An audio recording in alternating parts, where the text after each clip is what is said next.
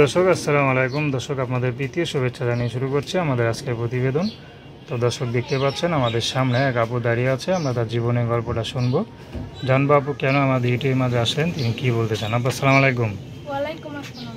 কেমন আছেন? জি, আলহামদুলিল্লাহ ভালো আছি। আপনার নাম কি? আমার নাম কি নাম? আরমিনা। খুব সুন্দর নাম। আরমিনা আপু থাকেন কোথায়? যশোর বাড়ি আমাদের। যশোর। আচ্ছা, কি জন্য আসলেন? ভাই অনেক কষ্ট করে আইতে মারা গেছে, বাবা রিক্সা চালায়, আমরা 4 ভাই বোন থাকি।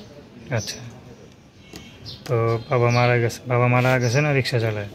বাবা রিক্সা চালায়। মা মারা গেছে। 4 ভাই বোন একসাথে থাকেন। বাবা কি আর বিয়ে সাথে করছেনি? না, বিয়ে শাদী করি নাই ভাই। করে নেই। কতদিন আগে মারা গেছে? এই ধরেন 4-5 বছর আগে। 4-5 বছর হয়ে গেছে। তো ভাই বোনের মধ্যে বড় কে? আমি আপনি বড়। তো মানে পুরো সংসারটা আপনি গুছাই রাখেন নাকি?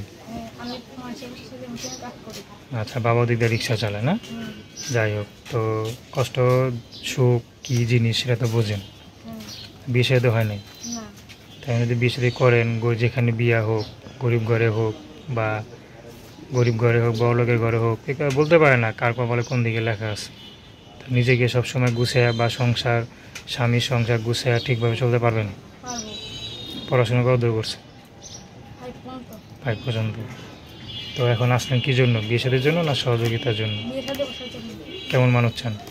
যেরকমই হোক। তো বাবা বিয়ে দিতে পারে না? না, টাকা পয়সা হাতে নেই। টাকা পয়সা নেই দেখে? আচ্ছা, অনেক গরিব। অনেক গরিব। তো এখন আপনি গরিব ঘরে যদি কোনো পুরুষ আসে, দেখা গেল সে আপনাকে ডাল ভাত খাওয়াই রাখতে পারবে, টাকাতে বিয়ে বসে জন্য তার কাছে বিয়ে বুঝবেন। আচ্ছা দর্শক, আপনারা আরমিনা বাসারের কথা শুনলেন।